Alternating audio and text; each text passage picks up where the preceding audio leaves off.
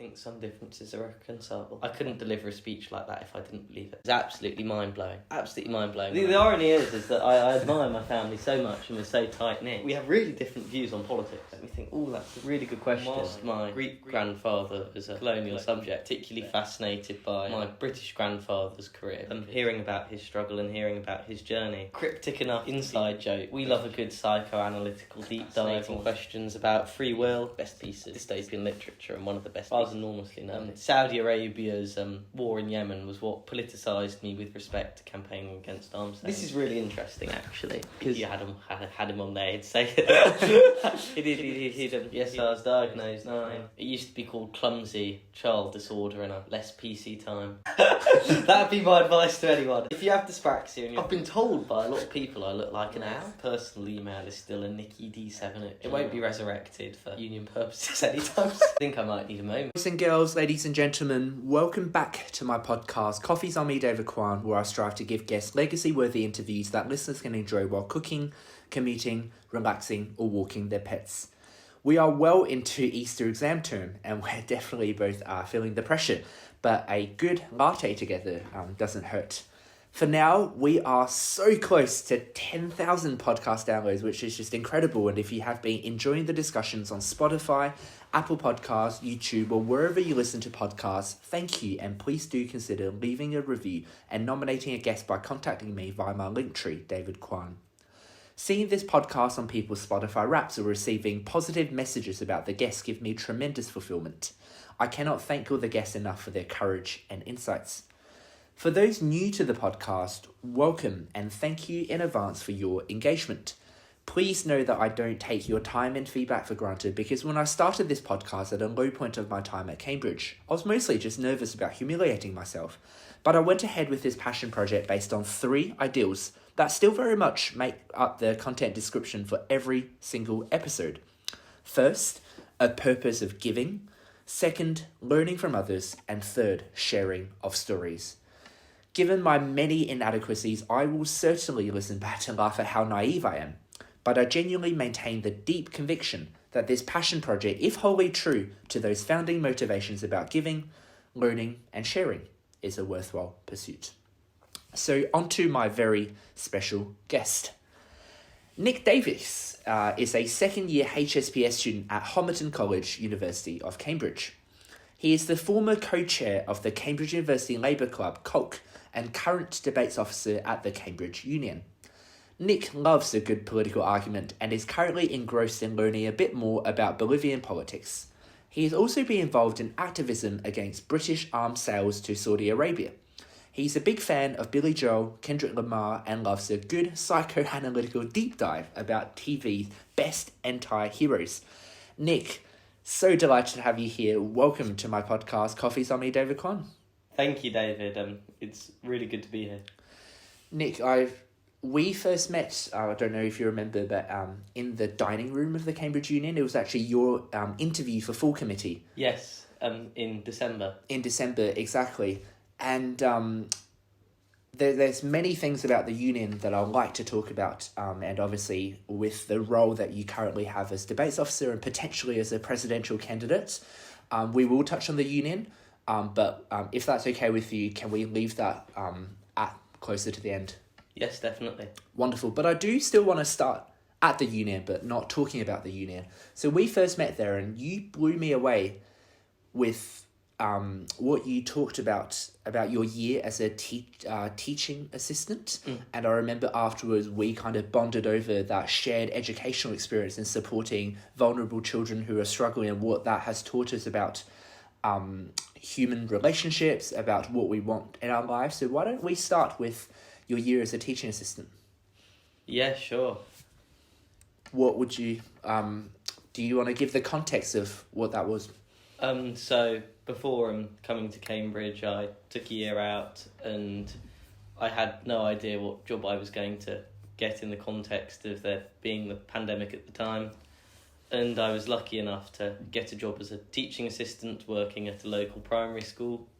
I was assigned to work with a child who had particular behavioural challenges, but it was a really fascinating, rewarding experience And that year taught me a lot about myself and a lot about what it's like working in an environment which is sometimes high pressure and where your responsibility is more than just yourself but someone else.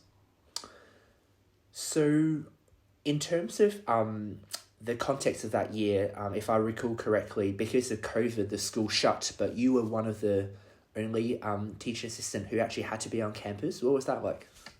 Yes, so the second lockdown, which began in December 2021, the start of January 2022, right through to March 2020, March 2021. God, like my brain's just a bit frazzled that, it was that long ago. January 2021 to March 2021, I was a teaching assistant on site, working with this child, and no other teachers could be there. The majority of the students couldn't be there because it was COVID. So I played the role of the de facto teacher, getting this child through work, making sure he had a good time, despite it being an isolating experience, just me and him being at school, alone pretty much. There was occasionally the bursar on site, the headmaster, a couple of other kids who were allowed to remain on site for similar reasons as this particular child was allowed to. But even though it was particularly challenging, it was really fascinating, really rewarding, and it was, in some ways, really great time. What were some of the challenges?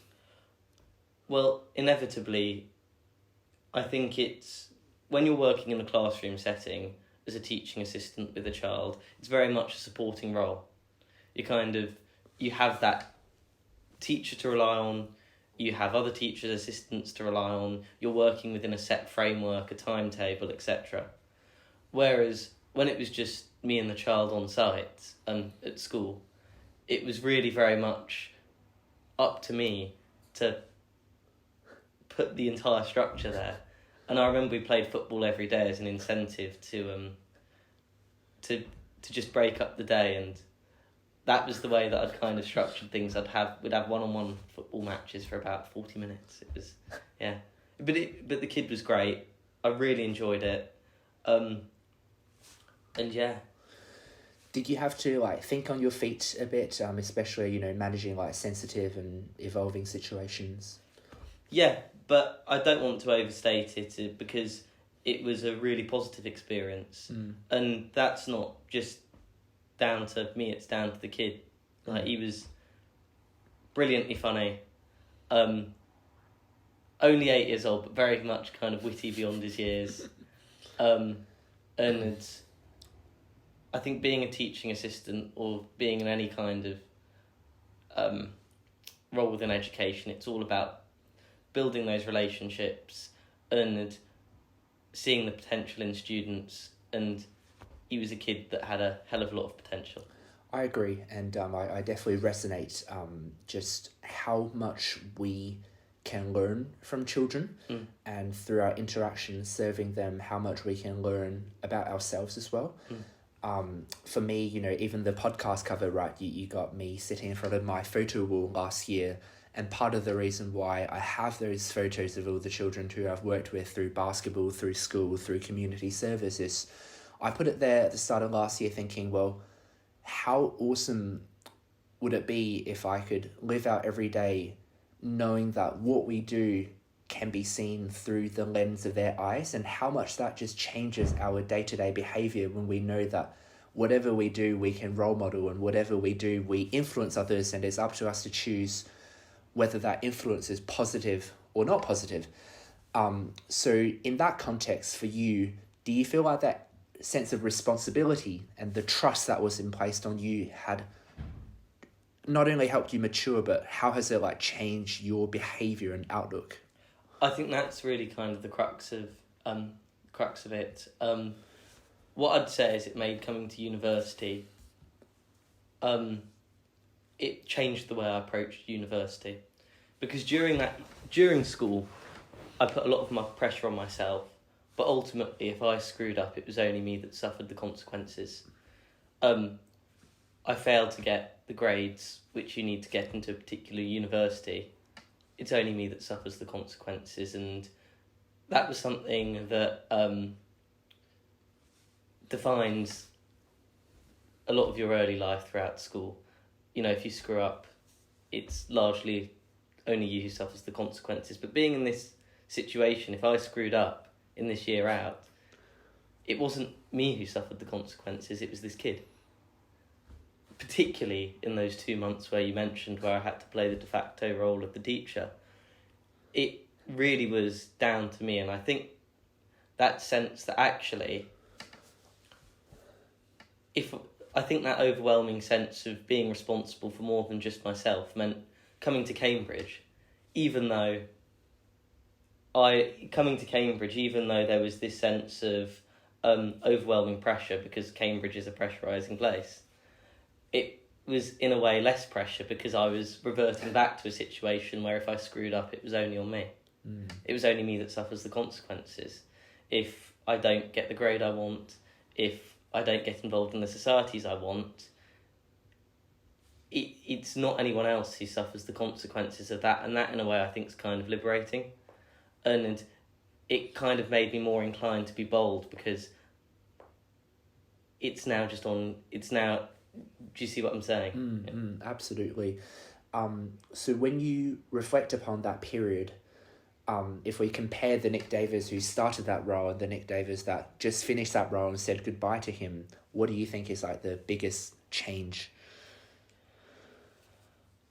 I think he's more relaxed because I was someone who always took academic work very seriously, but being outside that academic bubble really put academic work into perspective, because I was outside this kind of hothouse bubble where all I was thinking about was how do I get this grade for a year. And secondly, as I said, it made me more inclined to really enjoy university for what it was, be more bold, because there were inevitable constraints working in that role. And coming to university, I was really determined after a year of not being around a lot of peers my age, because the people I worked with, even though they were lovely in that year out, the average age was 50, I was really determined to kind of make the best of university socially as well. Is there anything else about that period that, serving as a teaching assistant that you would like to keep in this recording in the context of giving you a legacy-worthy interview? Yes, I think I just really want to say thank you to the other teaching assistants. There's a guy called Lewis, really wonderful teaching assistant, much more talented than I was naturally at it, who really got me through it. He was 26, and he was really wonderful with the kids, always saw the best in them.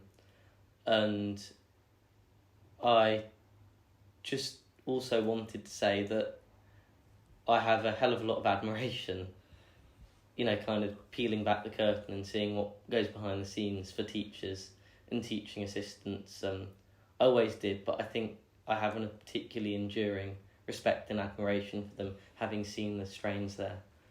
And it was a really formative time in my life, one that I wouldn't change for the world, and something that has stayed with me.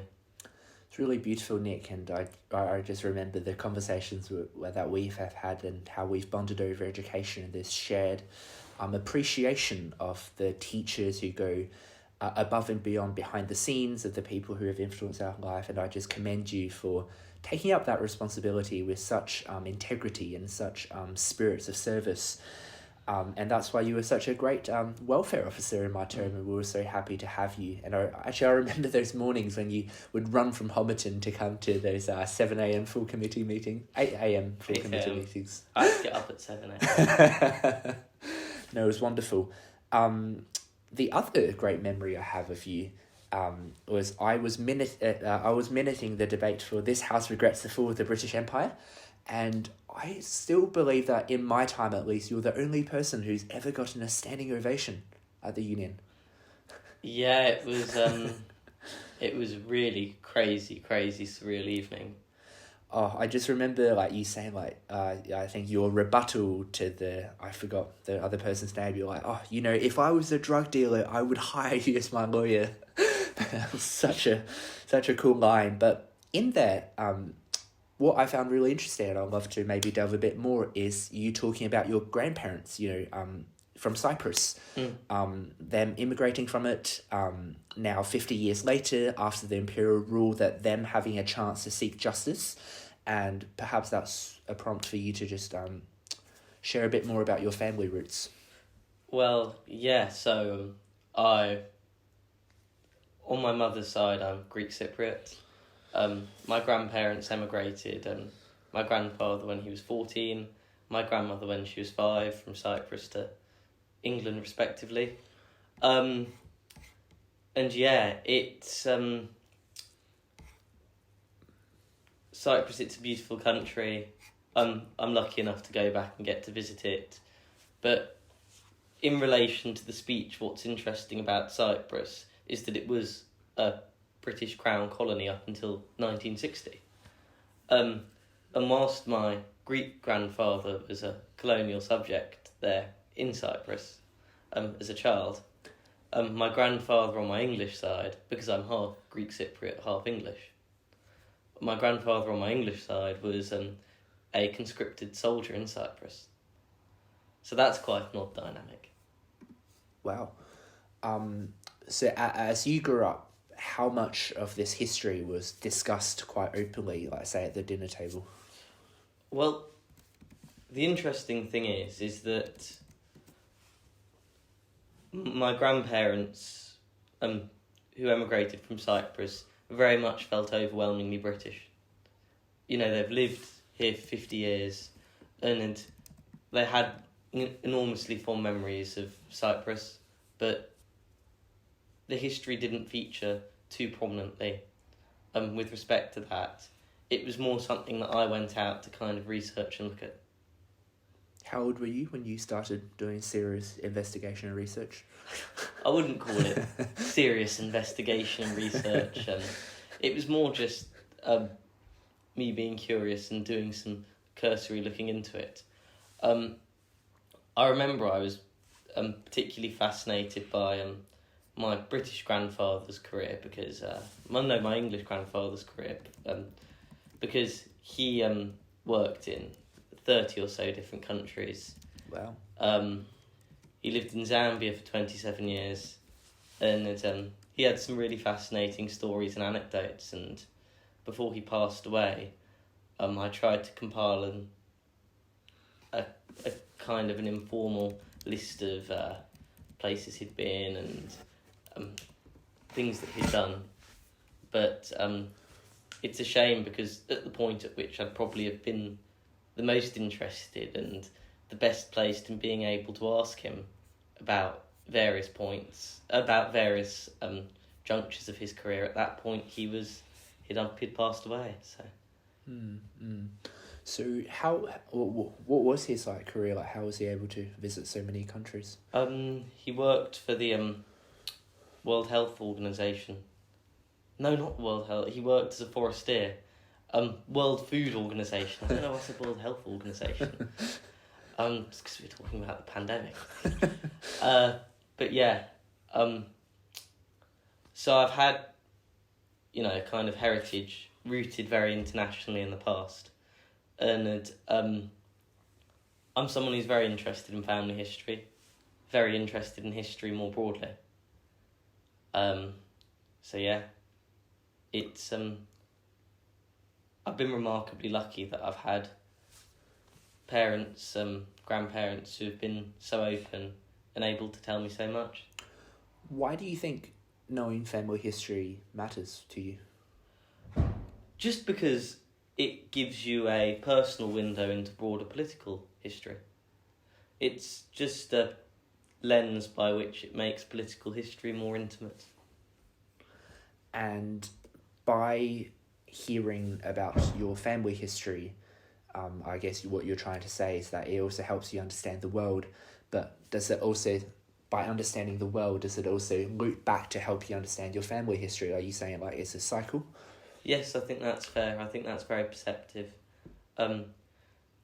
Person who I particularly enjoy talking about politics and history with are my grandparents on my Greek side of the family. My Bapu and Yaya, as you'd call them.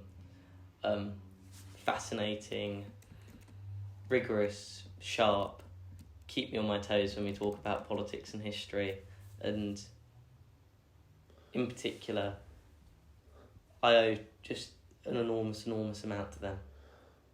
When you talk to them about family history and their life experience, how would you describe their tone, perhaps their attitude? Are they eager to share, or are they more just taking whatever questions you have? I just want to understand how the Davis family actually communicates and share knowledge.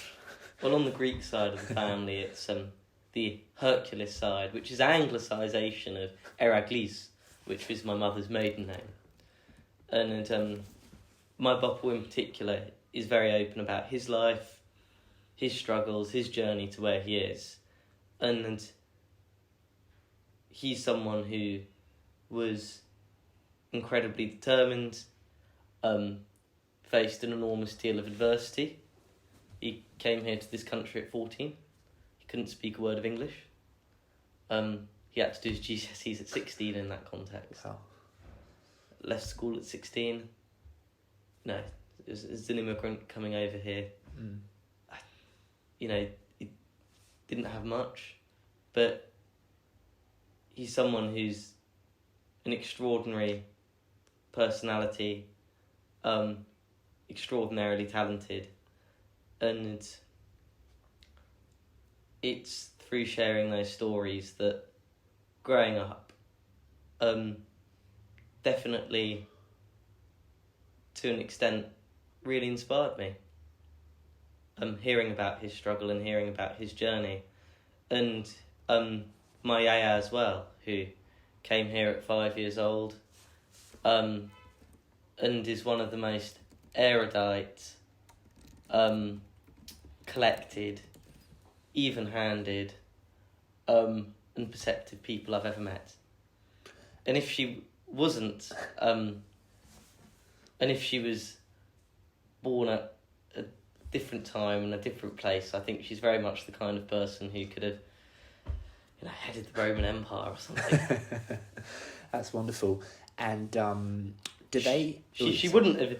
She's very much the kind of person where she wouldn't have wanted to head the Roman Empire, but she certainly could have done, and the Romans would have had a bloody better good job staying on top if she had done. I'm sure. Did they give you any explicit advice or endorse a particular life philosophy? Yes, I think know the people, just be kind to the people around you, look after your family, and the overarching, I think, philosophy was know yourself, and don't put yourself in a position where you'll look back and think I didn't make the most of that. And because my and Paul coming here, their opportunities were so limited, and they made an extraordinarily more than the best situation they could have done of it. I feel it's incumbent on me to make the best of the opportunities that they never had. And I think that to an extent that's something which has resonance with other people who have immigrant heritage. But that's what's really resonated. But the warmth, the kindness, and the way they wear their heart on their sleeves, I think that's something which has really stayed with me as well. They're not the kind of people that are understated. They're the kind of people that are boldly authentic. And I think it's that authenticity and that ability to kind of be straight and be honest and say what you mean purposefully that stayed with me as well. That's wonderful. And, through all my interactions, those are absolutely some of the qualities that I have admired about you. So well done for taking their advice and their example to heart. And it's just wonderful to see and to understand a bit more about how you became the person you are. Let's delve a little bit more maybe in your childhood. So I believe you grew up in London. Yes, North London. The Davis family sounds like you guys were very tight. Very much so. Was there, in terms of like home life, like was there little rituals or habits like eating dinner together, or like is there anything that defined the Davis family?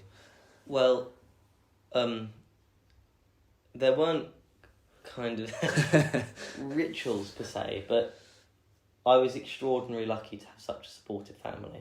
And I've spoken about my grandparents, but my parents as well, very supportive, very tight-knit. I always played tennis with my dad growing up. That was a really fond experience. And my mum, she's just extraordinary. And if it wasn't for their support, I wouldn't be at Cambridge. And I think I'd only kind of be really a pale kind of a pale imitation of the kind of person who I am now. And that's not to kind of say at all that I don't have any flaws, because I have plenty. But it's because of that tight-knit family unit, really, that I felt able to realise some of the potential that I have done, and I owe that to them. How was primary school? Primary school was fairly dull, fairly monotonous. That's all I remember, really. I had really good friends. I'm in touch with many of my primary school friends. Were you popular? Popular. More towards the end than the beginning of primary school. Did teachers like you then? Bit of a Marmite character. I think more teachers liked me the older I got. Okay. But yeah, I had a tight-knit group of friends from primary school that I've kept in touch with, which has been lovely. Also, like even now? Yeah. And every time I go home, I see them. Wow. Every time, about 5 or 6.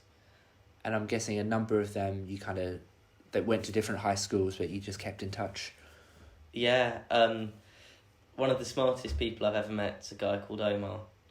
He does physics at UCL, but he has the most extraordinary political brain, and his knowledge on international relations, different countries, and politics, particularly sub-Saharan African and Middle Eastern politics is extraordinary. And he was a person I met at primary school, and he was someone who really fostered my passion about politics, and that was where we met.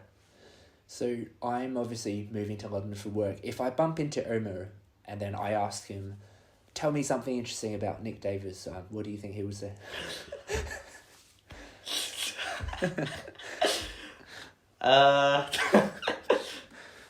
He'd probably say something cryptic enough to be a inside joke, which you wouldn't quite get, but would be slightly embarrassing.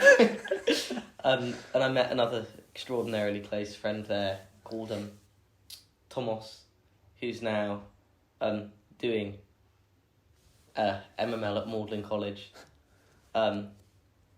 Absolute brainiac powerhouse, very dry sense of humour, and he's someone who, you know, kind of having that bedrock here, there, of having someone like Thomas who I could always speak to as well, was really lovely to have.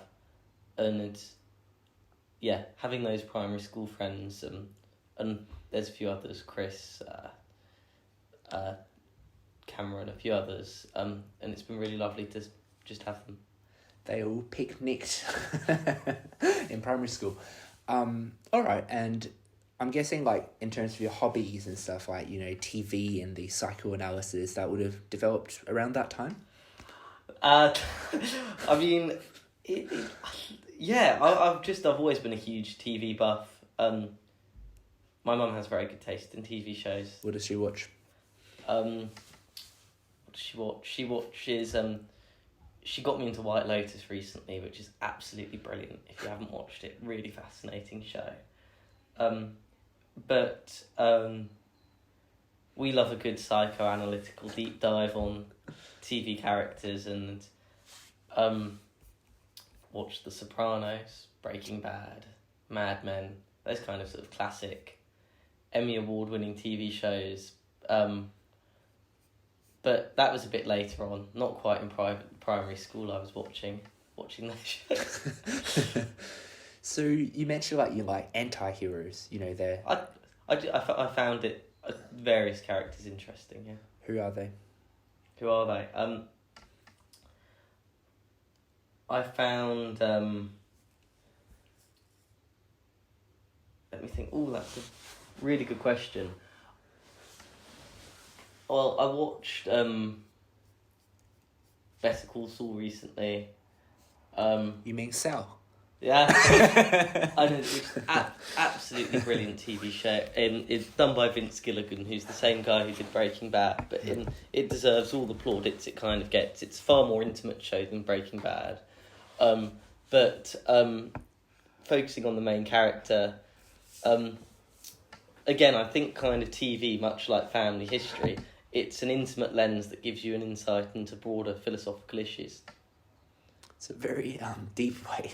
I mean, a lot of people just watch TV just for entertainment and for relaxation. Does that mean when you watch, you're actively using your brain to think about deeper questions of life? Well, yeah, I mean... social structures and... People do the same with books, though. When you read a book, I think a good TV show does the same as a good book. When you read a good book, it should make you think about broader social, political issues. And when you watch a good TV show, it should prompt the same thing.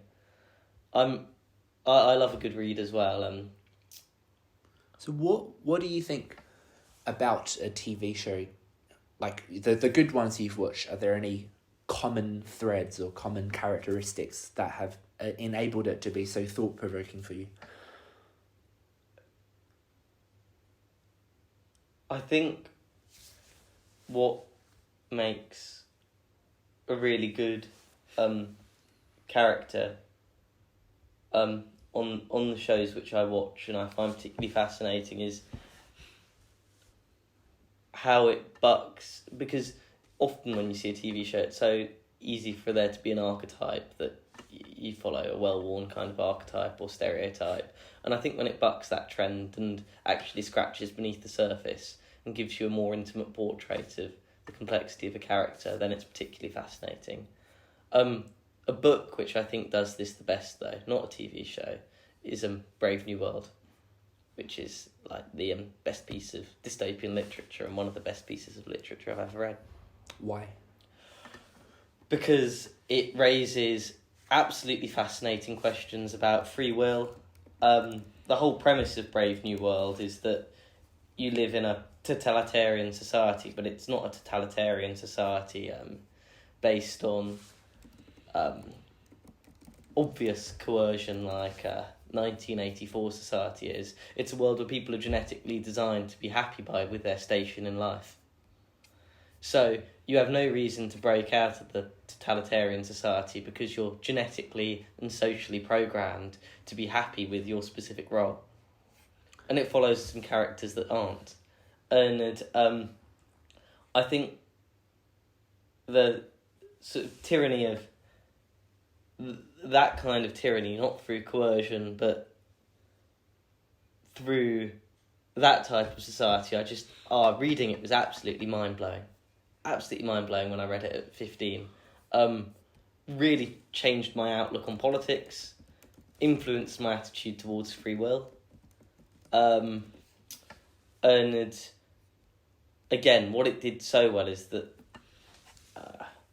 you had characters like Helmholtz Hoover and Bernard Marx who, these really intimate portraits of characters in dystopian literature, which you don't usually get because so much of dystopian literature is usually focused on, kind of the sweeping society, the sweeping societal structures which make up the dystopia. What it did well was the intimacy of the characters, giving you an insight into that dystopia.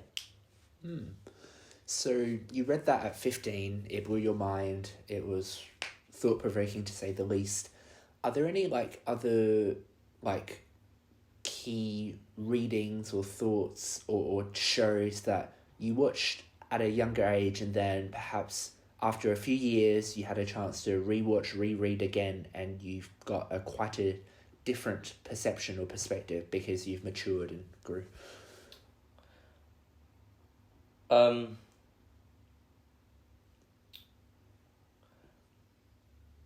I think that perhaps I'd have to be a bit older to answer that question sufficiently. I think asking me 10 years from now, perhaps I'd have a different perspective than I do now. I'll get you a coffee in Deco's time. Yeah. Like, I'm kind of at the point where a lot of these shows, books, I mean, I'm only talking in the past 4 years or so. And I don't think my outlook on reading them has changed enormously. Or reading or watching them has changed enormously. But 10 years from now, who knows? So, moving on to high school then. What were you like? Yeah, well, I think actually some of these questions have covered high school to an extent, because a lot of the shows and books we've been speaking about happened during high school. So you said you focused quite a bit on academics. Does that mean like when school finished, you would just go home and read and watch shows and think about these deeper questions, or did you have other hobbies? I was enormously nerdy. Enormously. Unashamedly nerdy? Unashamedly. I've never worked harder than I did at school. Wow. Yeah, I don't work as hard here. And that's just all self-intrinsic motivation? Well, in part because the influence of my parents, my grandparents, all very hard-working, but I kind of felt that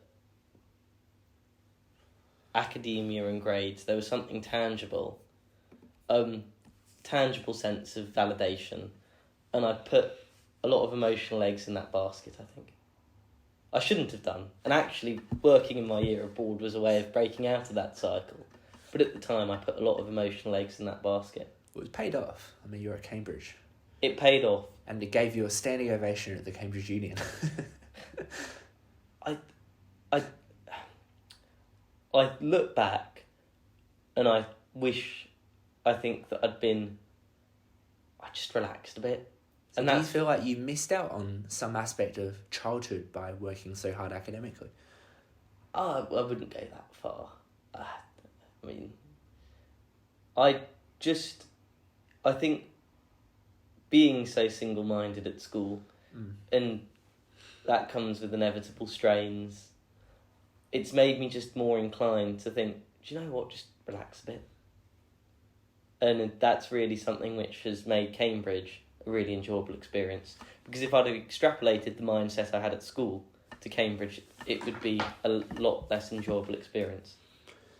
I don't quite buy what you said about that you were single-handedly focused on academics, and the reason why I don't buy that is I know that you were head boy at your school, and you regularly had events with school benefactors, talking to prospective parents, representing them. I believe you had a telephone interview with the former British ambassador to Colombia, Sir Keith Morris. Yes. And you had also chaired a panel with the leading expert on UK-Saudi relations, Dr. David Wearing, and among a number of other things. So clearly you have had quite a broad, holistic experience in leadership and interpersonal communication. Would you like to elaborate a bit more on your non-academic side? Well, no, I think that's right. I did put a lot of effort into not just the academic side of things, but I wanted to emphasise that was a big theme throughout my time at high school. The chairing the panel with Dr. David Wearing, that was part of my activism against British arms sales to Saudi Arabia, because he, and that was absolutely fascinating. And it was with another man, absolutely inspiring man called Saeed Al-Wadai, who was a Bahraini activist arrested during the Arab Spring, and was tortured and imprisoned, and hearing his experiences was sobering stuff. And a lot of that activism I got involved with during my year out alongside being a teaching assistant. Because Saudi Arabia's war in Yemen was what politicised me with respect to campaigning against arms sales, which was a war which is, of course, was and is still, to the government's shame, supported by Britain. So you're quite interested in these wars in wider social contexts, but not many kids are. Did you find that you were able to share this passion and bounce off ideas with your peers, or were you feeling like this is just your personal intellectual pursuit? I think it would be quite self-aggrandising of me to say, well, I have unique interests no one else had. Of course there's people who are kind of weirdly nerdy like I was. I had Omar, Thomas, a few other people, particularly at Cambridge I found that. What I would say is I think part of my interest in these broader social and foreign policy questions again links back to perhaps parts of my family heritage. I had one grandfather who was a colonial soldier on Cyprus whilst the other was a colonial subject. I think that certainly interests you in sort of broader international politics just outside of the UK. Cyprus has its own fraught history of mass displacement, intercommunal conflict and UN intervention and military tumult. And that was something which was very much spoken about in my household. So when thinking about these interests, I don't think they can just be viewed as my singular, single-minded, nerdy interests which just appeared from a vacuum. They're all informed by context, and some of which we've probed. So that's what I'd say in answer to your question, and perhaps going a bit beyond it as well. Does that all make sense? Yeah, absolutely. Was there anyone whose views growing up that you just fervently disagreed in? Yes, my parents, my grandparents, yes. Yeah. Wow. The irony is that I admire my family so much and we're so tight-knit, but we have really different views on politics. How so? Really different. My family are Tories. They're real conservatives. My yaya has voted Conservative since Harold Macmillan. So in the 50s. Never wavered once. Not even in 97. Not even in 97 she voted for Major then. My mother the same. And do you know what? I think having that robust debate, it toughened my skin a bit. I was never in an echo chamber. So I think coming to an environment like the Union, coming to an environment where, you really have sort of a bit of a verbal argument with people, it was kind of something I was inoculated to, if you will. So why were they, why are they loyal Tory supporters? This is really interesting, actually, because I like to think that my grandfather worked extraordinarily hard, and because of that, he was extraordinarily talented, and he was able to go from being an immigrant who had very little money to being established middle class. And I think that because of that, he very much adopted that mantra of pull yourself up by your bootstraps. If I can do it, why can't other people? But I think, to my mind at least, that's really, I view that philosophy as flawed, bogus, but I understand where it comes from. And, if you had him on there, he'd say he'd give you a piece of his mind. But and I think that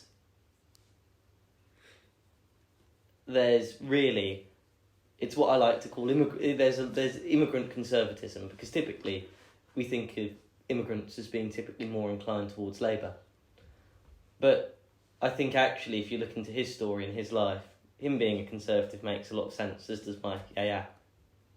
So you think that our political views are predominantly shaped by our social structure around us in a particular period of time. So therefore, are you saying that had you had the difficult life that they've had and had to immigrate, you would likely be a Tory as well? No. I think your life informs, but it doesn't dictate. So I think being in that particular environment informed his views, but it didn't dictate it. I think, he's a conservative because he's a conservative. My mother's a conservative because she's a conservative. She came to those views, but what she chose to draw on informed those views. So conservative's a loaded word. When you say that they're a conservative, what are the core tenets or beliefs that they hold quite strongly? They're broadly one nation conservative, so they're not they're not kind of extreme dogmatic ideologues who brandish Hayek's road to serfdom. They believe in smaller states, freer market,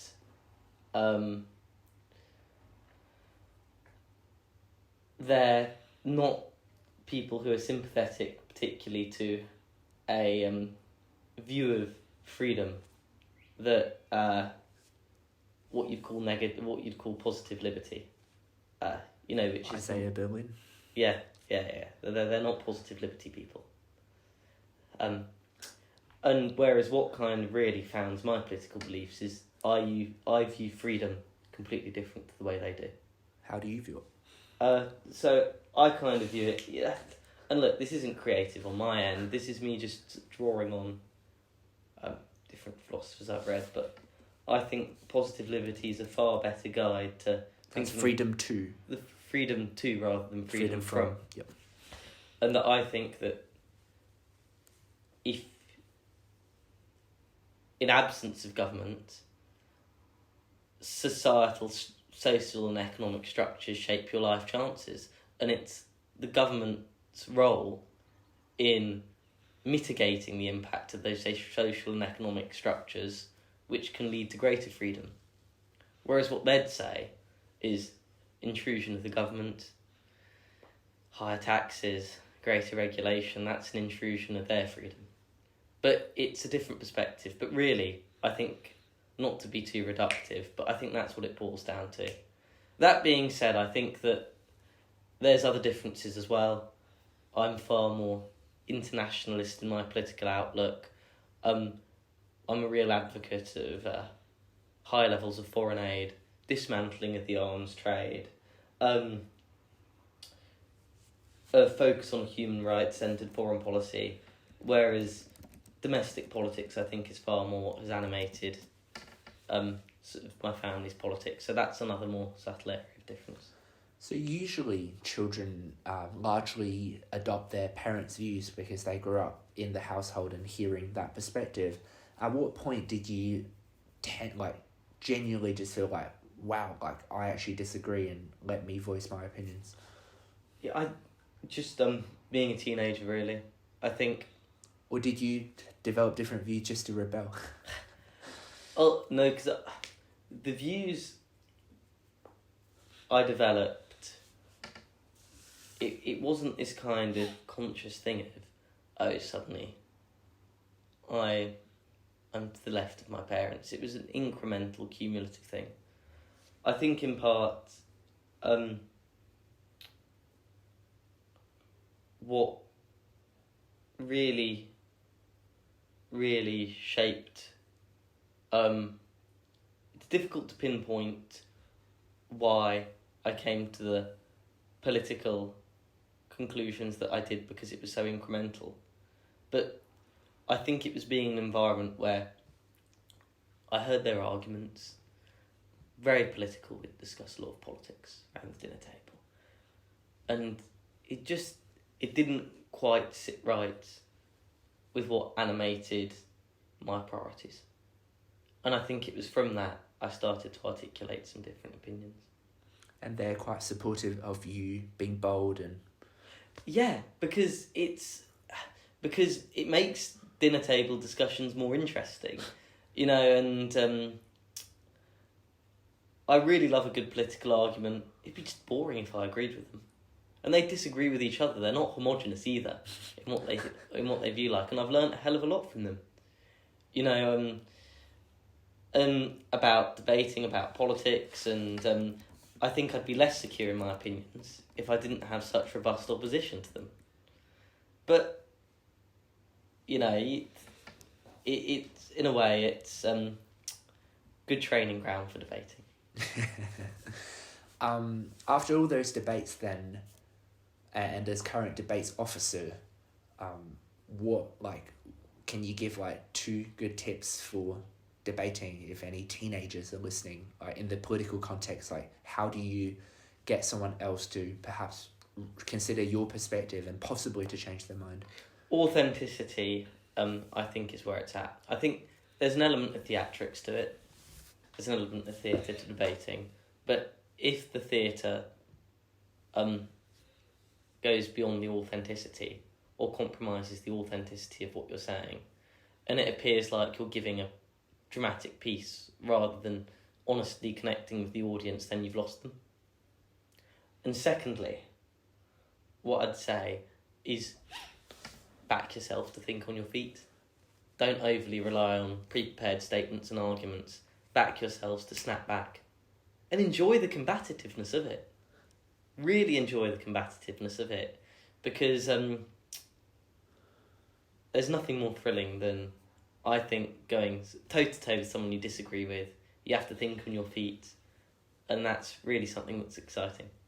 So on that first point about authenticity, I thought one of the things that made your standing ovation debate speech so powerful was that you weaved in your family history, the heritage, your own experiences with kind of this exploitative nature of the colonial logic.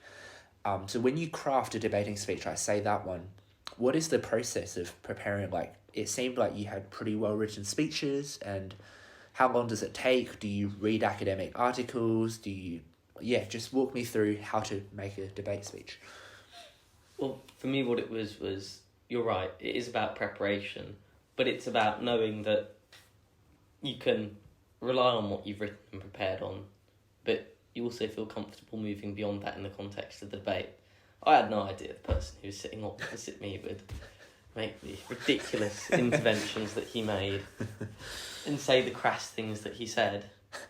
But I backed myself to rise to challenging that. So what I'd say is be comfortable with what you prepare, but also feel comfortable enough in the subject knowledge more broadly to move beyond that.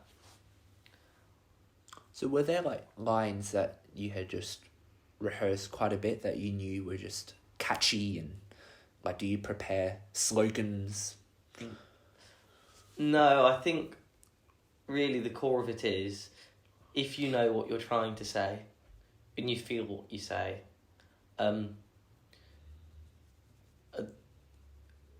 what you can do the rest. I really think once you've laid those foundations of you believe in what you say and you've researched the subject well, you should be able to back yourself to do the rest on the spot. A big part of debating, especially if you do it through school, is that you don't get to decide which side of the motion you're on. So inevitably, sometimes you need to argue in the context of the debate something that you perhaps personally don't agree with. Were there any topics that you have been on the sides that you're not personally on, and how have you gone about articulating a perspective that deep down you don't agree? Well, I was speaking about this in the context of union debates, where you do get much more autonomy and aligning with the side you actually agree with. But at school, that's not the case as much, and I actually think that's a limitation to being able to give the best speeches possible, because you can't fake authenticity. I couldn't deliver a speech like that if I didn't believe it. But isn't it also helpful to really try and think why the other side has a point? Exactly, precisely. And one of the great exercise, and I think that's a really great exercise, because if you understand the logic of why the other side believes what they believe, then you're not only better placed to counter it, but you're also better placed to convince the other side, because you know what's their priority. So if I'm talking to politics with my parents, I know that there's certain themes like freedom that influence particularly what they believe. So it's about latching on to what are their priorities and how do you subvert that in a way that links more to the arguments I'm making. How often in your experience do you find that two people are fervently debating each other, but they're actually arguing the same thing, but it's just differences in definition? And like, do you find that some differences are just absolutely irreconcilable, or are we all just seeking the same thing? I think some differences are reconcilable. Like what? I think that differences are irreconcilable because, in terms of what? I think that what people think justice is, I think that's often irreconcilable. What's fair? I think that's often irreconcilable because people are informed by different material circumstances which inevitably create different conceptions of what they perceive justice to be. I also think where you live in the world radically shapes different conceptions of what justice looks like. And I don't think we're ever going to get to a point where we can agree on first principles, even if we're more precise with our definitions. So does capital T truth exist? Yes. All I'm saying, I believe truth exists. I just don't believe I'll be able to convince that we're able to convince everyone. Make a compelling argument which will transcend people's entrenchment against those. I'm not saying I have those arguments either. I'm just saying I'm not some kind of nihilist who believes that there's no truth, no good, no justice, and that we all just believe what we happen to believe because of material circumstances. I believe there's some overarching sense of right and wrong that transcends that, and it's about how do we find that. I don't have many of the answers with regards to what it is. You're searching. But I'm searching, yeah. I mean, that's in part what this degree is. On your search so far, what has come closest to capital T truth for you? I think that we need to have more of an emphasis in the way we think about politics of lives beyond our borders. I think that's a big thing. Like nation states, like yes. Sovereign borders? Okay. Yes, I think that borders delineate so much of the value of life.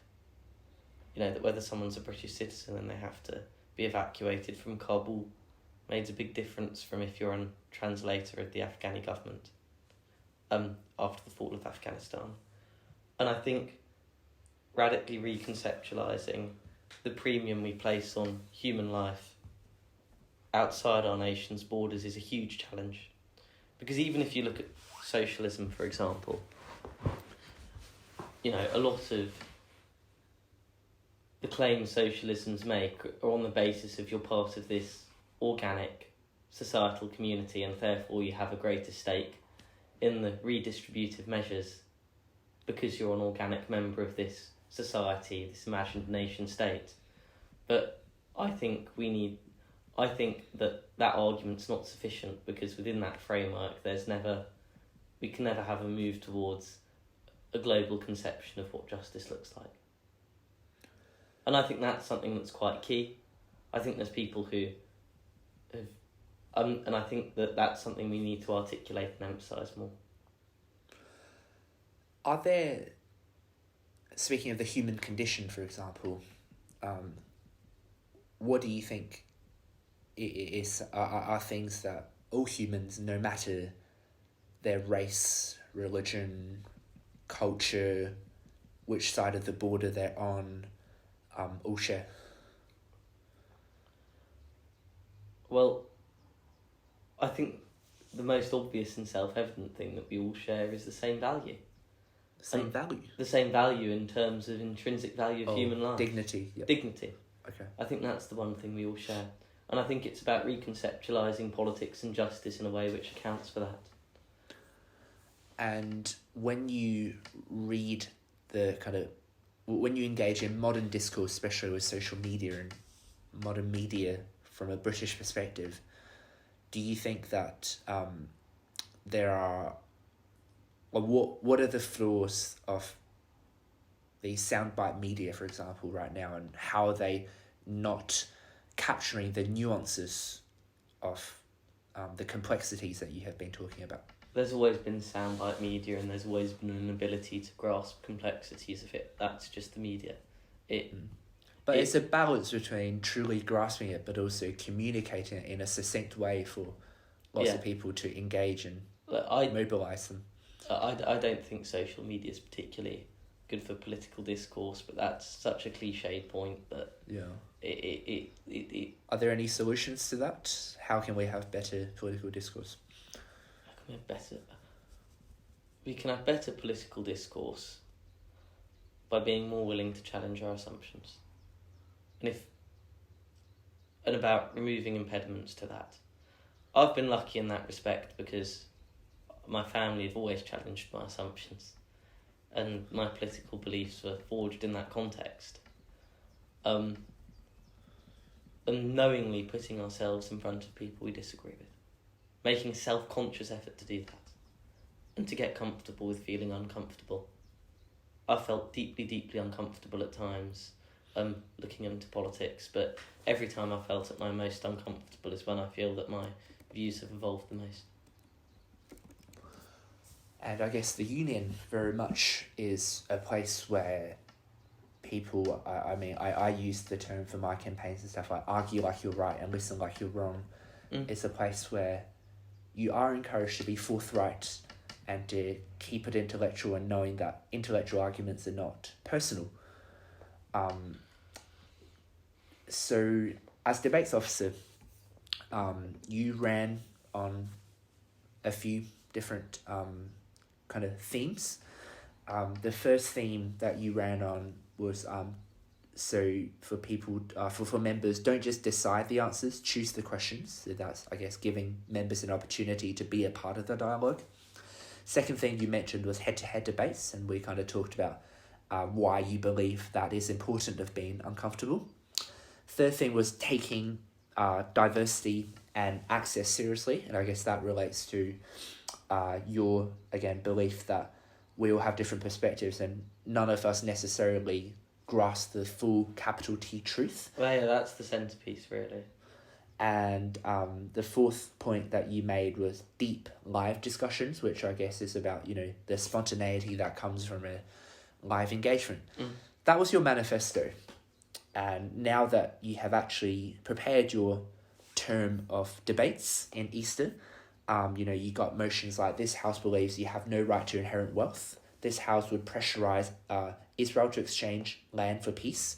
This house believes the free market. This house believes the free market is enemy of freedom and democracy.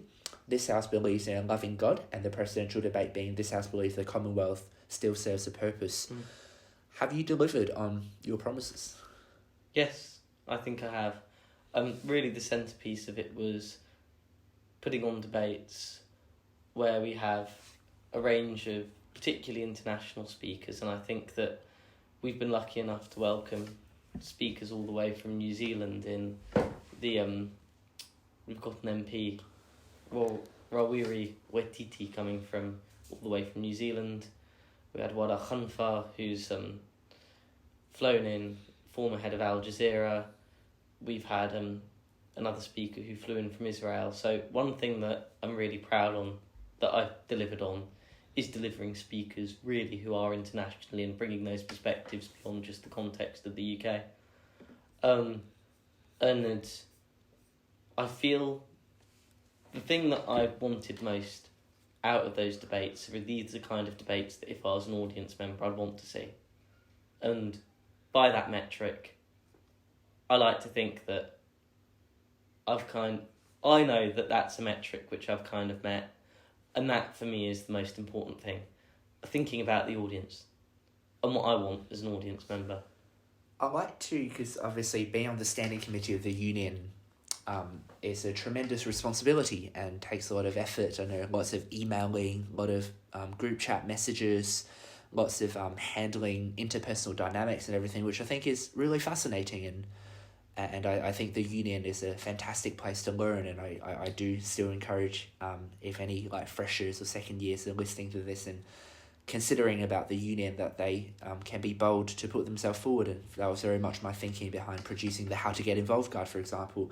Just before I ask you a bit more about your experience on the standing committee, I'm just going to, in your interest of keeping this a legacy-worthy interview, I'm just going to read out what you wrote in the term card, because I think it's quite beautifully written and capture a lot of the sentiments that you've already talked about, but I think it's nice to have this full piece in the recording.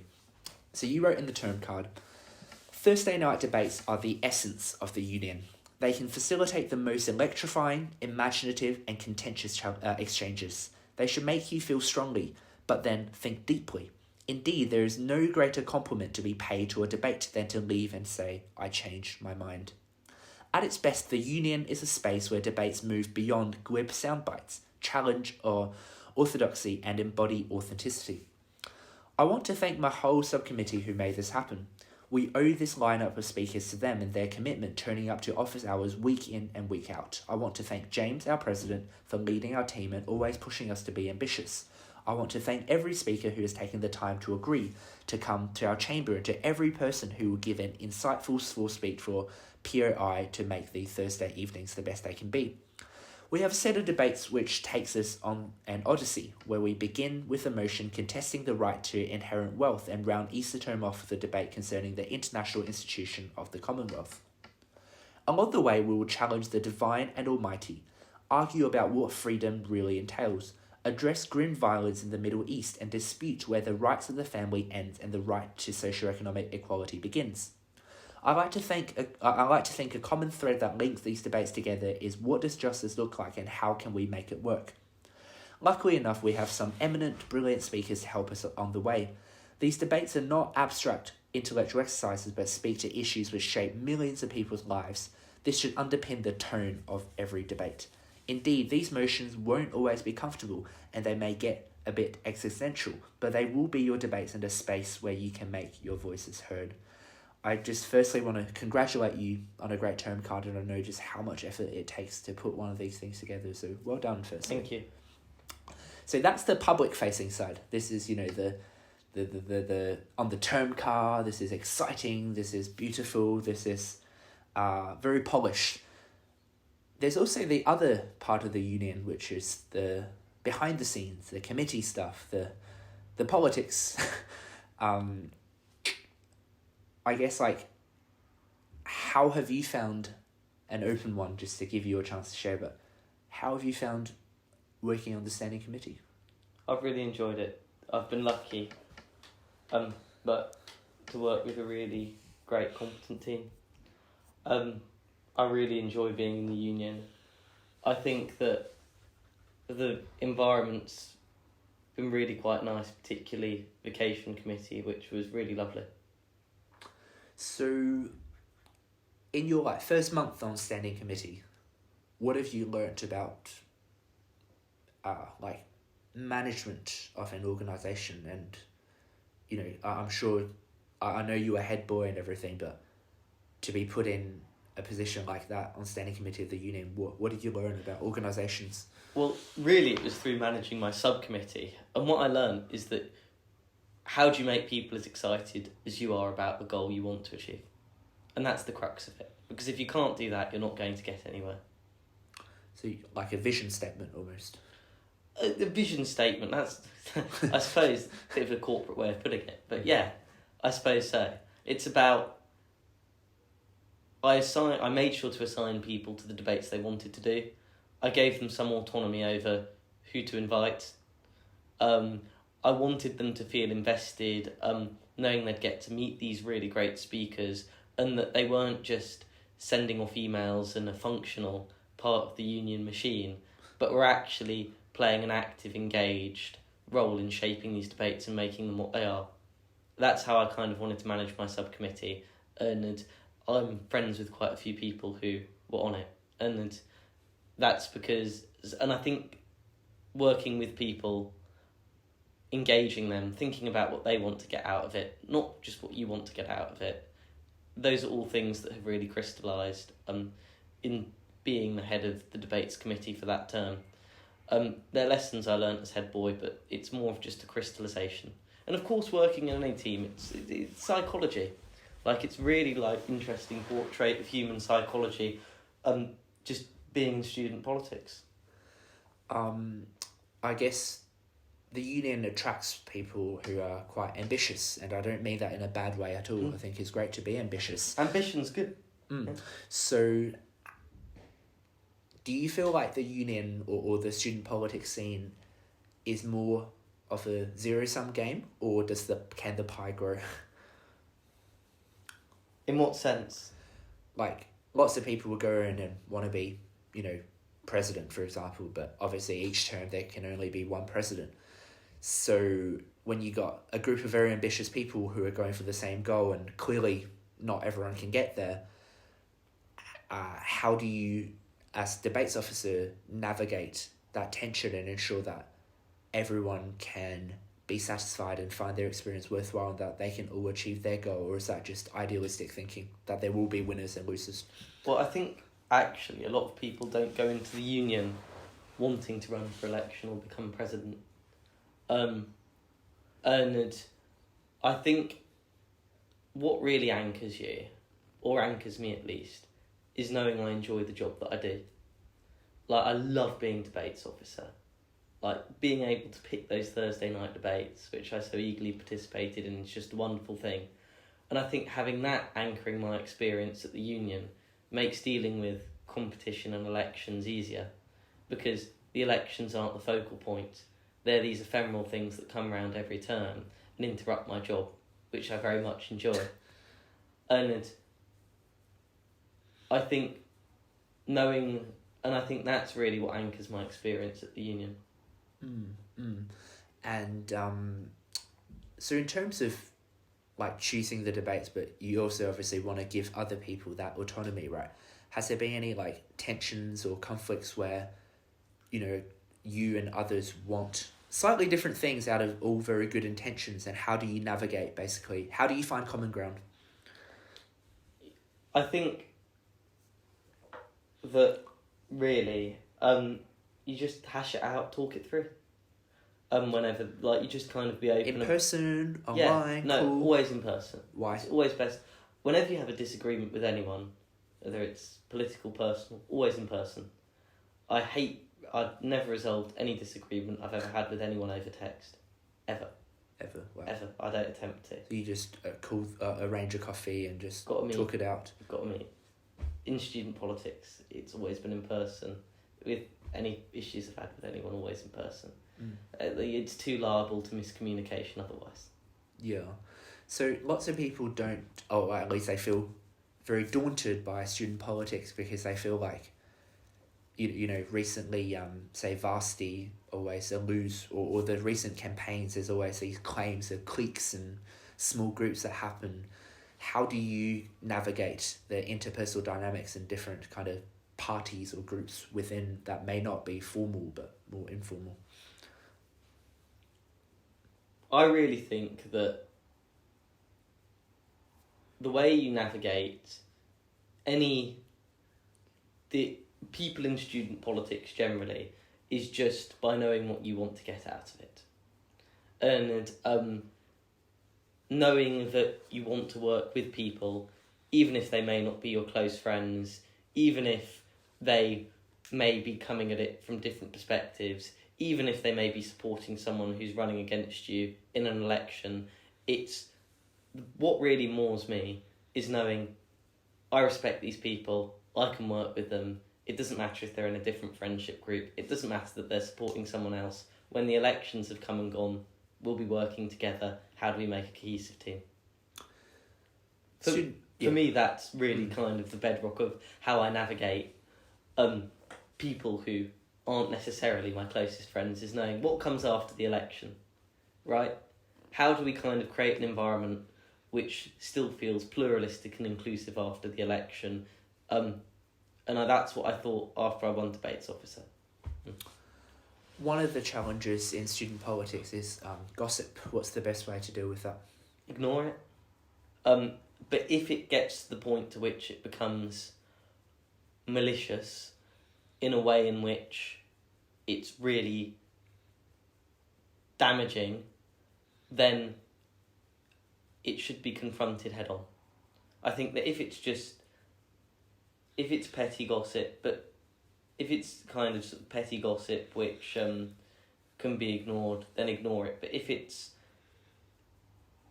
something which is wrong, earned, malicious, racism, misogyny, then it needs to be called out. And one thing that's been heartening to see is that it has been called out. That's wonderful. So I guess Hayne, still in that context about navigating the social side of the union, which again is something that puts people off, and I'm coming from a position of neutrality. Again, as I said to you earlier, what I ask you isn't necessarily what I believe. I just want to help you, give you some prompts to share more about your experiences. Maybe the prompt now in that social context is in student politics, what does trust mean? And how do you earn trust, and how do you sustain trust, and how can someone lose trust? Look, I think that really it's trust is a difficult thing, not just in student politics, but when you're getting to know someone in any context. My approach to it is just treat as you find.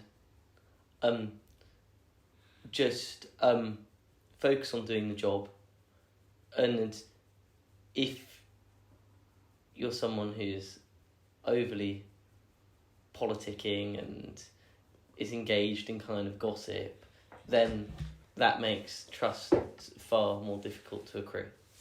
So my philosophy is just treat as you find, really, and people will gravitate towards you who you feel you can trust. The most important thing, though, is to have friends outside of student politics as well. I don't like to feel that it's the overwhelming focal point of my social life is just student politics. I think that's healthy as well. Do you feel like the union, or just student politics in general, obviously sometimes... No, not sometimes. What I'm trying to ask you is to what extent do you think compromises on personal values or integrity are needed to advance? I think people deep this a bit too much about the union. I think this is kind of it's not real life politics. It's I think we have a tendency of just taking ourselves a bit too seriously with regards to this.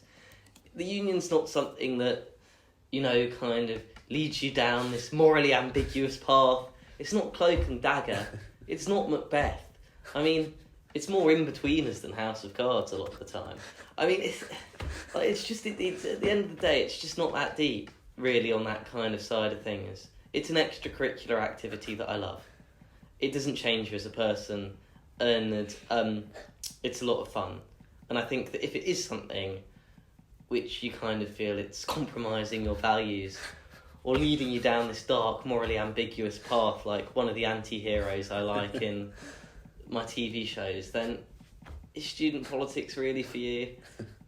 And again, I think it goes back to what I said, that, in the first part of this interview, that when I looked after the kid, really screwing up, it had consequences which would be negative for that kid. And that's something which stayed with me. That was serious. That was something which is a responsibility to take soberly. You shouldn't view student politics in the same vein as that. It's more student and less politics.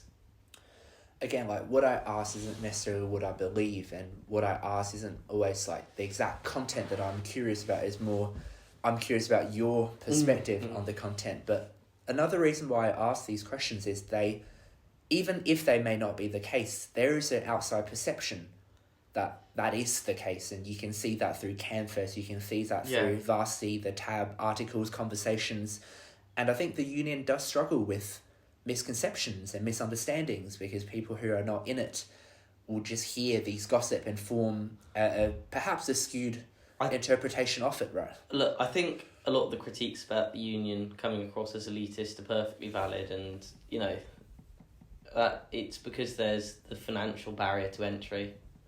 The financial barrier when it comes to tickets for the various balls that it has. And I think until the union starts to address that more seriously, it's always going to struggle with its image of elitism. It also has an aesthetic of elitism as well. I mean, it has a chamber literally modelled on the House of Commons, people swanning around in black tie. That doesn't help. What the union needs, it will never be rid of accusations of elitism, Ernad being the embodiment of Cambridge 50 years ago. All it can do really is focus on those criticisms which it can legitimately deal with and improve not just its image, but actually the experience for members through addressing that.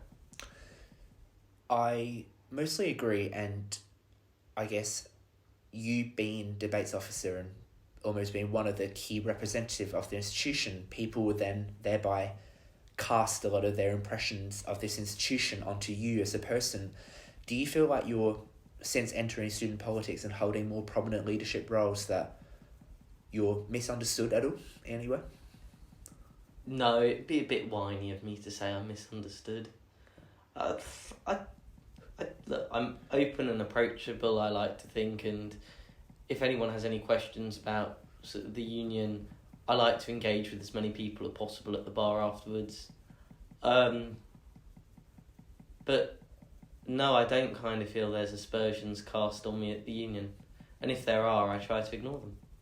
What motivates you to work so hard in student politics? Like, why are you devoting so much time? Because it's fun. Because I really love putting on great debates. There's nothing more satisfying than you work hours and hours and hours, and this term card comes out, this kind of tangible culmination of all the work you've done, and you get to see your debates there in black and white text. And I think there's something quite beautiful about that. And it's for that kick that I get it. It's for seeing members engage with motions you've come up with speakers you and your team's invited, and doing it in a communal way. Being sat round at that common 10 p.m. and being like, we've worked bloody hard all day to get this term card together, and it's us as a team in this together. That's what it's about. So it's very clear that, you know, when we look back on our lives, it's easier to connect the dots, like your experience as a teacher assistant, talking to your grandparents and parents, debating. All of that have clearly shaped the person you are and helped you to be a good debates officer. I know it's hard to predict the future and to understand what the current kind of involvements would lead you to the next path, but what kind of direction are you heading in post your student politics career? Well, I don't want to get into politics immediately. I think I love student politics, but I'd really love to do something adjacent to politics, which is politically engaged whilst not being politics itself.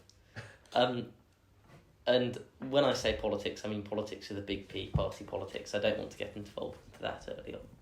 And what I'd love to do is, I think, be involved in public international law or something along those lines, where I really get to actively engage with international politics, politics outside the UK, and some of the kind of issues which have animated some of the activism and thinking that's driven how I interpret politics. Would it surprise you in 10, 20 years' time that you become a staunch advocate for the Tories?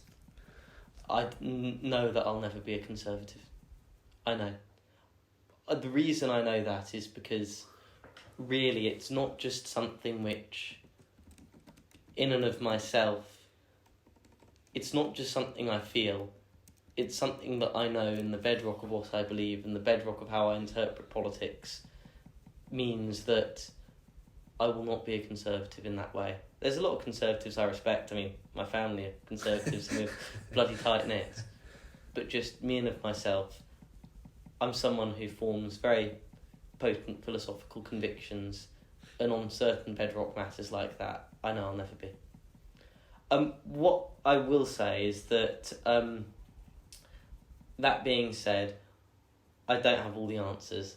I'm open to learning, I'm open to growing and changing my views on certain things, but within a broader overarching framework of what I see politics to be, I don't see that shifting. That's wonderful. Oratory, like anyone who's listening now can, hear for themselves just how articulate you've been. Again, all these questions, A, I don't prepare these questions, but B, you don't know what questions are coming. But every time, whatever the way I frame a question, oftentimes I know that I don't frame it perfectly and not succinctly, and that's something I need to improve on. But you're able to quickly think on your feet and to just articulate it in such a convincing, authentic manner. How did you develop this capacity to speak so well? I think I always worry about being slightly inarticulate, I'm not sure how succinct I've been necessarily in this podcast. But really, I don't know, I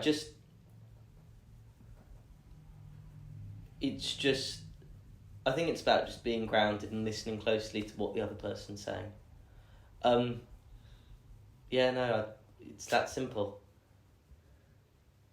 We've touched on a lot of different things, and again, to give you a legacy-worthy interview, I've got a few final ones to wrap up, but before then, is there anything else that you feel like is deeply, deeply important to you that you would like to keep in this recording? Yeah, I think there's one thing I'd like to speak about, actually, and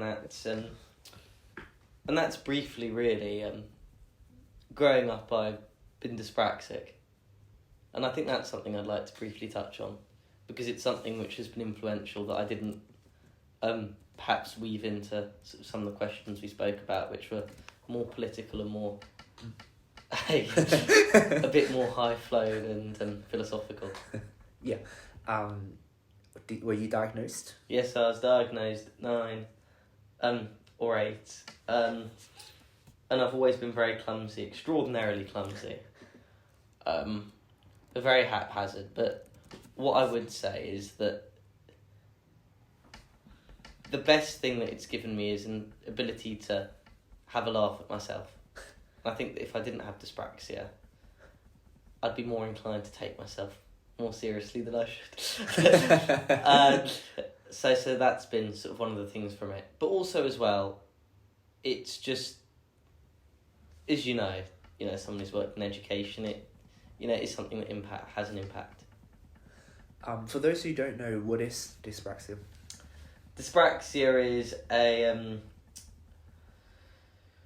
neurological learning condition which makes organisation and effectual coordination. It used to be called clumsy child disorder in a less PC time, but it's quite an accurate description of what it really does affect. I think the important thing with regards to this, because I know that you've actually interviewed someone else who's dyspraxic as well, is that I think it just forces you to think more creatively about your way through things, because you're having to deal with a particular challenge in certain respects when it comes to organising. Can you give an example? So I have to work particularly hard on making sure I've got my ducks in a row and everything's organised, because that's one of the things that dyspraxia affects. But what it means is that I'm able to kind of implement a system which works for me. And I've thought round, how do you implement an organisational system that works for you? And because I've had to thought especially carefully about doing it, I feel it's more embedded.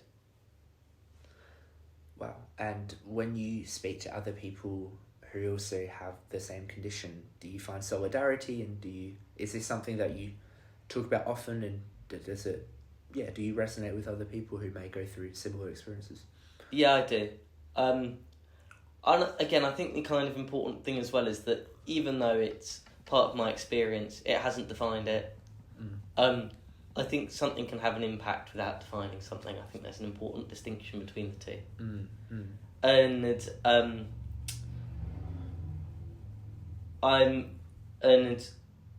as I said, I think having that, the thing that I kind of find the most interesting is how people have addressed their dyspraxia in a way which means that they've been able to develop certain systems, whether that's with respect to organisation or certain ways they present themselves, which creatively tackle and ameliorate the effects that dyspraxia may have had when they're younger.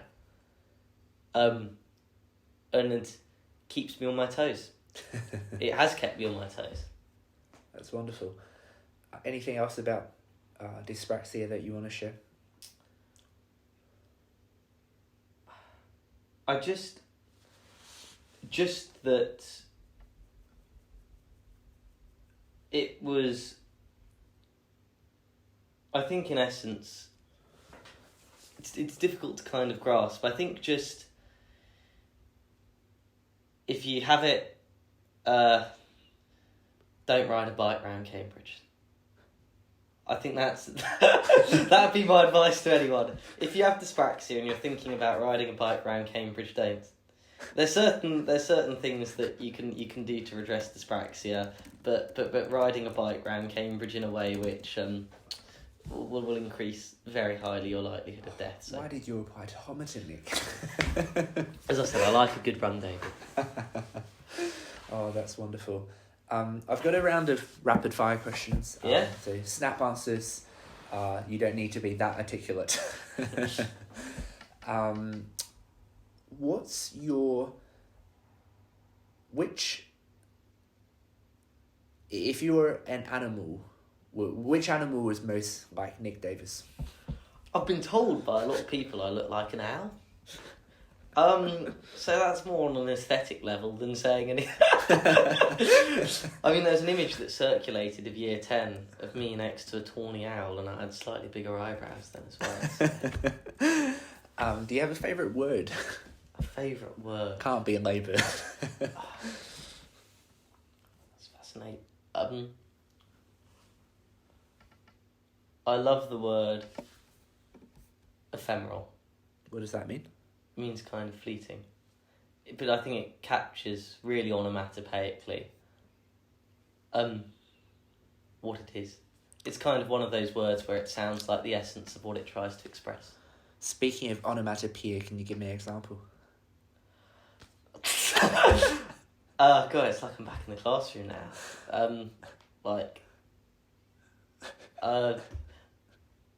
Onomatopoeia, it's like where a word sounds like what it is. Yeah. So it's like, boom, I guess. I mean, that's a very year 2 example. Is your bed made right now? No. It rarely is. Favourite or most memorable movie?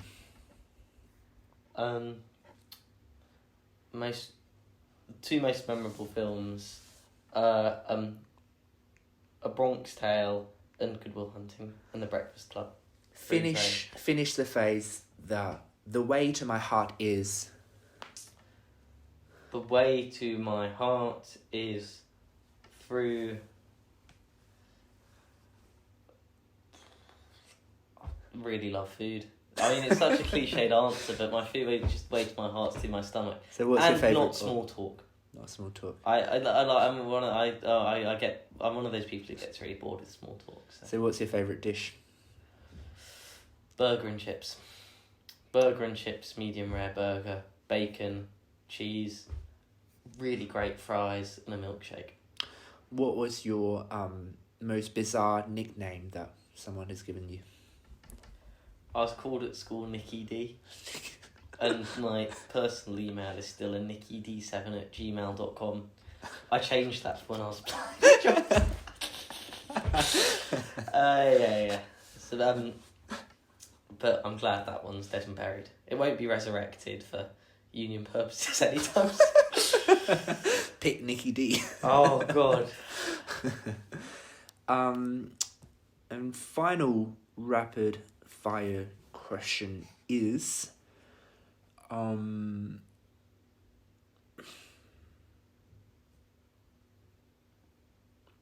What's like a country that you haven't yet visited, but you know that you will visit? You desperately want to visit. Japan.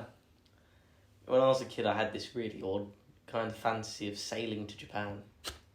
Really good idea. I wanted to kind of get on a boat and sail to Japan and live in Mount Fuji, which is this quiet mountain.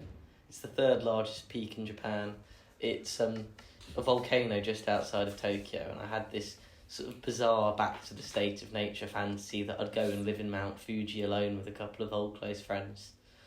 Whilst that's very different to the kind of aspirations I have now, for childhood nostalgia, I'd love to go there. So one last rapid fire question. This has to be a yes or no. It'll be a tough one, but hypothetically, if you run for union president and you lose, would you still go on committee of the union? Yeah. I love the union. I love my job, and that's what anchors it. It's not the elections. The elections are these ephemeral things which come round every term or so, but it's about the debates, it's about the people, it's about the community, and that bedrock will remain, win or lose the election. Second to last question. These can be a bit longer, but second to last, you said you don't like small talk, so let's go deep, really deep. What are some things that you wish people would mention at your eulogy? Or how would you want Nick Davies to be remembered, the legacy that you have and the person that you are? What do you want your friends, your family, other people to describe Nick Davies when it's all said and done?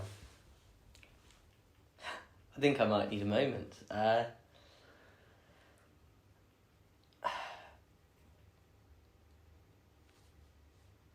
I want that I did my best for the people around me, that I lived my life passionately, to the full, and that I always questioned my own assumptions and didn't live a stagnant, quiet life where I felt scared of doing what I really wanted to do. That's wonderful. I never want to live a life where I feel that what I wish to do has been crippled by my own insecurities. And if I'm able to live up to that, I know I'll have lived a good life. So yeah, not to get too... But also as well, I think that determining what people want to say in your own eulogy can also be quite limiting, because there's certain things or facets or things that are important that other people will identify that I don't realise, that I don't know about. And I think to kind of determine what I want my eulogy to be would be to limit what my own potential could be by framing it in terms of what I think is the best outcome now. Based on what you just said... does that make sense? Yeah, absolutely. Just going to add one more question. Do you think you would hear your eulogy? Or do you think you would know your eulogy? Like, are you spiritual? Do you feel like you'll be aware? I'm an atheist, militant atheist. I'm sceptical of free will in part as well because of Brave New World, so I'm not religious whatsoever. Staunch atheist, like, very strong. Yeah. What's the rationale and argument like? I think there's the classic one of injustice, but the fact that justice is so arbitrary. I don't think you can... But you said you believe that there is right and wrong, objective, capital T truth. Yeah, but I think that the fact that people's lives are cut short and malformed in ways which are so cruel, so arbitrary, and so unevenly, where you're living in the world vastly shapes your life outcomes and we have very little agency. I think that's a godless world. I'd very much like to hear my eulogy though. I'm someone who I'm always someone who errs on the side of, yeah, go on, let's hear it, even if it's not great. but not to get too deep on religion. Yeah, well, the fourth debate of the term, This House Believes in Loving God, we'll see what comes out of that then.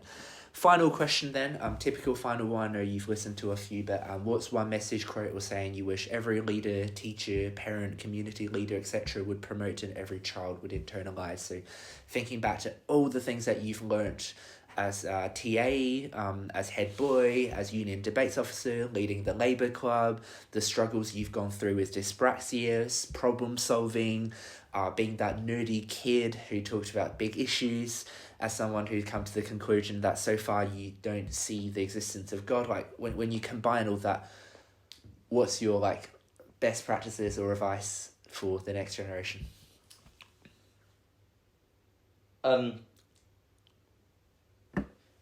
I'd say really,